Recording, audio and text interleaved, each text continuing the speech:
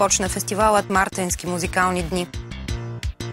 Изискванията за определен вид облекло при влизане в заведенията е форма на дискриминация, смятат младежи от Русе. В Русе обсъждаха добрите практики, свързани с преодоляването на младежката дискриминация. Дебата се води в информационния център на евродепутата Мария Габриел.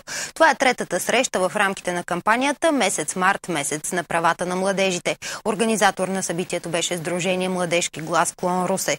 17 човека, които нямаха възможност да се включат в дебата, го проследиха на живо онлайн.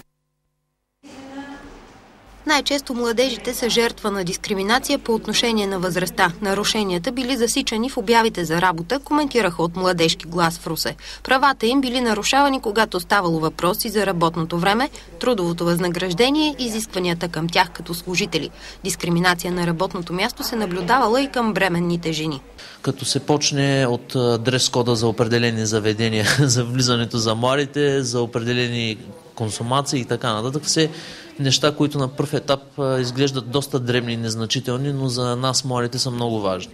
За да се запознаят повече млади хора с правата си, от Сдружението организират поредица от срещи до края на март и през април. Съответно се надяваме от Бюрото по труда да изпратят представител, Комисия за защита на потребителите, Инспекция по труда, Комисия за закрила на детето и още адвокатска колегия Русе и още други.